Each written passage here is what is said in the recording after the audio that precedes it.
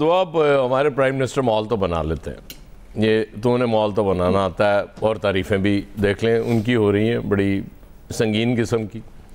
اب رولا یہ ہے کہ ایک دور تھا کہ ہمارے لیے سب سے مشکل جو خبر رپورٹ کرنا ہوتا تھی ذرائع کے حوالے سے ہوتی تھی۔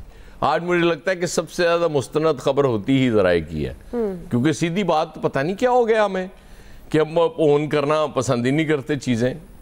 پرائم منسٹر صاحب نے بڑا اچھا کیا، بجلی کے ریٹس کم کرنے کے لیے انہوں نے بات کی آئی ایم ایف سے، اور یہ یقین بھی ان سے حاصل کر لیا کہ جی ہم پوری طرح غور کریں گے، آپ ٹینشن نہ لیں اس پہ۔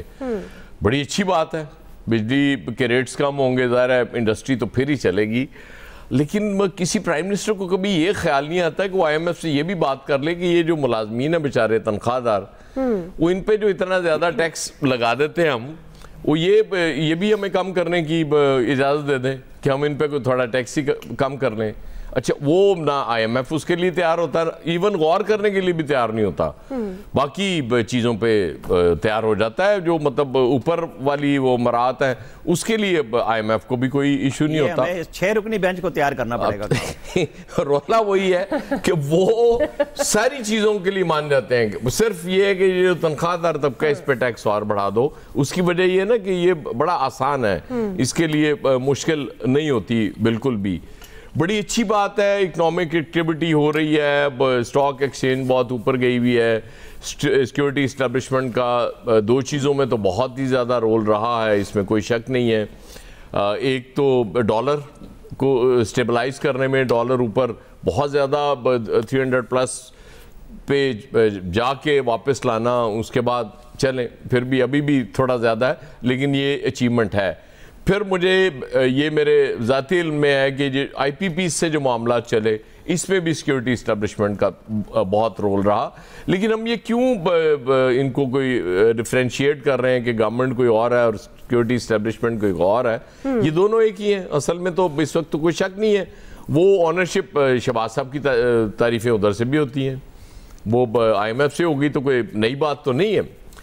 اب مسئلہ وہی رہے گا کہ اصلاحات، مطلب اصلاحات کس طرح سے ہوں گی مجھے نہیں سمجھ آتی۔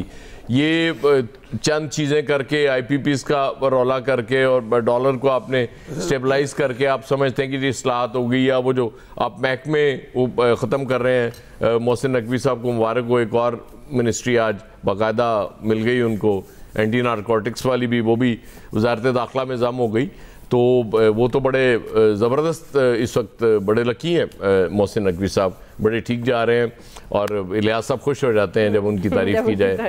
اب ظاہر ہے دوست ہیں، کزن بھی ہیں ان کے، نہیں جی نہیں، وی آئی پی انکلوجر کے پاس نہیں آئے، اس سے ثابت ہوتا ہے دوستی نہیں ہے۔ نہیں وہ کہتے ہیں میں کوششیں، ہماری دکھتی رگ ہے، وہ کہتے ہیں میں کوششیں جاری رکھوں گا، لیکن آپ کو پتا ہے نا اکثر کوششیں کامیاب نہیں بھی ہوا کرتی، تو وہ کوشش جاری رکھے ہوئے، باقی اگو تیرے پاگلے چاہیے۔ جی فیصل صاحب، فیصل صاحب تو آج کل ایکسپریس ڈیجیٹل سوشل میڈیا پر دیکھیں نا چھائے ہوئے ہیں، آپ تو ڈیجیٹل پہ چھائے ہوئے ہیں۔ جی جی، یہ جو ہم کہتے ہیں نا کہ بہتری آ رہی ہے، اچھا بہتری اگر ہم اخبارات پڑھتے ہیں نظر بھی آتا ہے بہتری آ رہی ہے، دیکھیں بہتری وہ ہے جس کے اثرات آئیں، اس کے اثرات عام انسان محسوس کریں۔ پاکستان یہ صحیح ہے کہ پاکستان میں جو مہنگائی کی شرح تھی وہ بہت زیادہ مزید نہیں بڑھ رہی، بلکہ مزید بڑھی نہیں رہی، ڈالر میں بھی استحکام ہے، اور بہت سارے جو اشاریے ہیں وہ پر بھی جا رہے ہیں، مثبت اشاریے ہو رہے ہیں، سب باتیں اپنی جگہ صحیح ہیں، لیکن اگر ہم یہ دیکھیں کہ اس ساری بہتری کا اثرات جو ہے کیا وہ ایک عام آدمی کے اوپر پڑ رہے ہیں، تو ہمارا جواب جو ہے نفی کے اندر۔ جو ٹریڈنگ آپ کی طبقہ ہے اور جو آپ کا نوکری پیشہ طبقہ ہے، اس کے جو ٹیکسز کے درمیان جو فرق ہے، کیا وہ فرق جو ہے وہ ختم ہو رہا ہے؟ نہیں ہو رہا وہ فرق ختم۔ جو ٹیکس چور ہے اس ملک کا، جس کی قیمت جو ہے وہ ہم جیسے نوکری پیشہ لوگ ادا کر رہے ہیں، کیا اس ٹیکس چور کو آپ ٹیکس نیٹ کے اندر لیا ہے؟ کیا آپ ٹیکس چوری کو روکنے میں کامیاب ہو گئے؟ نہیں ہوئے ہم اس پہ کامیاب۔ کوئی اگر آپ اس کا کریں گے، جو آدمی کل ٹیکس چوری کرتا تھا یا پرسوں کرتا تھا، وہ آج بھی ٹیکس چوری کر رہا، اس کو فرق نہیں پڑ رہا۔ تو جو اصلاحات کی بات ہو رہی ہے، تو جس ٹیکس چوروں کے لیے اصلاحات جب تک نہیں بن جاتی، اس کی قیمت جو ہے وہ لوگ جو اس دائرے میں پھنس چکے ہیں، ہم جیسے لوگ اور یا اور لوگ جو ان کا ایٹ سورس پیسے کٹ جاتے ہیں، ان کی گردن جو ہے نا اس پھانسی کے پھندے سے نہیں نکل سکتی۔ اہم ترین کامیابی یہ ہوگی کہ جب آپ ایک عام آدمی کو، ایک مڈل کلاس آدمی کو ایک ریلیف ملنا شروع ہو جائے، وہ چاہے وہ نوکری پیشہ ہے یا وہ چھوٹے کاروباری لوگ ہیں، جب وہ بازار جائے اس کی جو قوت خرید ہے، اس قوت خرید میں جو ہے وہ اضافہ ہو جائے. کیا ہماری اور آپ کی قوت خرید میں اضافہ ہو گیا ہے؟ نہیں ہوا اضافہ. اشاریے اچھے ہوں گے، مثبت کی طرف ہوں گے، لیکن اس کا امپیکٹ جو ہے، امپورٹنٹ بات یہ میرے اور آپ کے لیے، ایک عام انسان کے لیے، ایک مڈل کلاس کے لیے، اشرافیہ کے لیے نہیں، مڈل کلاس کے لیے، وہ اس صورت میں اچھا ہے جب عام آدمی بھی بول پڑے یار یہ زبردست کام ہو گیا. عام آدمی کو اس چیز سے کوئی مطلب نہیں ہوتا کہ یہ حکومت جو ہے جمہوری ہے، غیر جمہوری ہے، 45 کی ہے، 47 کی ہے. یہ اس کے اثرات کا، اس کی پالیسیوں کا اہمیت ہوتی ہے. اگر آپ عام آدمی کو ریلیف دینا شروع کر دیں گے تو وہ آپ کی بہت ساری جو نااہلیاں ہیں، بہت سارے جو غلط کام ہیں، بہت سارے جو غیر قانونی کام ہیں، بہت سارے کام جو آپ اپنی پسند اور ناپسند کی بنیاد پہ کر رہے ہیں، ان پر بھی خودکار نظام کے تحت جو ہے نا پردہ پڑنا شروع ہو جائے گا. وہ اس صورت میں ہوگا جب عام آدمی جو ہے نا وہ بولے گا یار ہمارے چیزیں جو ہے نا بہتری کا کام ہو رہا ہے، میں اپنے بچوں کو جو ہے کھلا بھی سکتا ہوں، گھما بھی سکتا ہوں، اچھی شاپنگ بھی کرا سکتا ہوں، تو پھر وہ اس بحث سے نکل جائے گا کہ بھائی اس ملک میں جو ہے کون سی حکومت ہے، 47 ہے، 45 ہے. لیکن عام آدمی کو آج کی تاریخ میں یہ سب کچھ ملنا نہیں شروع ہوا. اگر حکومت یہ سمجھتی ہے کہ وہ مستقبل میں اس کی سمت صحیح ہے، اس کی نیت صحیح ہے، اللہ کرے ایسے ہی ہو، عام آدمی کو ریلیف ملنا شروع ہو جائے تو بس ٹھیک ہے. ہمیں اور آپ کو کیا کرنا ہے کہ ایکس کی حکومت ہو، وائی کی حکومت ہو، ہمارا آپ کا تو بنیادی ایشو پہلے اپنے پیٹ پالنا ہے، بچوں کو پڑھانا ہے، یہ ہمارے بنیادی ایشوز ہیں نا. یہ جب ہمارے ایشوز حل ہو جائیں گے تو پھر ہم اگلے سوچیں گے جمہوریت ہونی چاہیے یا پارلیمانی یا صدارتی نظام. ابھی تو ہمارا یہ مسئلہ ہے. نہیں، وہ میرا حکومت کہہ رہی تھی کہ ڈیجیٹل والوں کو پہلے ثمرات پہنچائیں گے. جی ڈیجیٹل والوں کی اس میں بھی ہے نا طبقہ اشرافیہ بن گیا ہے. وہ اشرافیہ جو ہے نا وہاں بھی ثمرات نیچے نہیں آتے.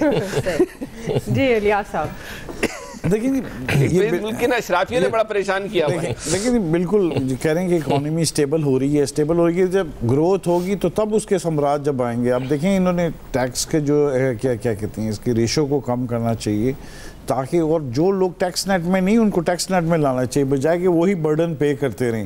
اس کے علاوہ دیکھیں آپ انٹرسٹ ریٹ آپ کا نیچے ہوا، اس کی بھی دیکھیں اس کے اچھا. پھر سمگلنگ رکی ہے. آپ دیکھ لیں افغانستان کو جو پہلے اللیگل سمگل ہو کے چینی جاتی تھی، اب وہ جا رہی، اس کا ریونیو مل رہا ہے، ایکسپورٹ ہو رہی ہے، اس کا ریونیو مل رہا ہے. تو اسی طرح جو دوسری چیزیں ہیں اس کو بارڈرز کو اپنا سیکیور کرنے سے یہ فائدہ، آٹے کی دیکھیں قیمت بھی سٹیبل ہے. تو یہ جو چیزیں ہیں بنیادی چیزوں کو کرنے کے لیے یہ دیکھیں اگر انڈسٹری کی اگر آپ مزید جو ہے بجلی سستی کرتے ہیں یا ان کے ان پٹ کاسٹ وغیرہ جو کم ہوتی ہے تو لوگوں کو روزگار ملے گا، آپ وائبل ہوں گے انٹرنیشنل مارکیٹ میں. آپ کو نئی مارکیٹوں کو تلاش کرنی چاہیے.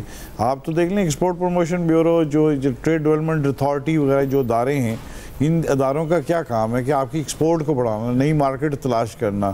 آپ کے جو بیٹھے ہوئے ہیں جو لوگ افسران گئے ہوئے باہر، ان کو ٹارگٹ دیں، ان سے ٹارگٹ اچیو کروائیں. اگر نہیں کرتے تو پھر دیکھیں یہ سارے گڈ گورننس کا سارا ایشو ہے. گڈ گورننس اور کرپشن کو روکنا ہے. اگر کرپشن نہیں آپ کی رکتی، گڈ گورننس نہیں ہوتی تو آپ کی اکانومی کے لیے جتنے مرضی کرتے رہیں کام وغیرہ تو اس ٹائم سٹیبل ہی رہیں گے لیکن آگے اس کے فائدے نہیں ہوگے. جب آپ اپنے انڈسٹریلسٹ کو وہ نہیں دیں گے، سہولت نہیں دیں گے، ریپ ٹیپزم نہیں ختم کریں گے، اس طرح کی چیزیں جو ہیں تاکہ وہ چلیں اور کام کریں، آپ کی انڈسٹری کو فائدہ ہو، باہر ایکسپورٹ بڑھائیں، آپ اپنی امپورٹ کو کم کریں. آپ کا دیکھیں امپورٹ بل کی وجہ سے آپ کا ٹریڈ ڈیفیسٹ آ رہا ہے.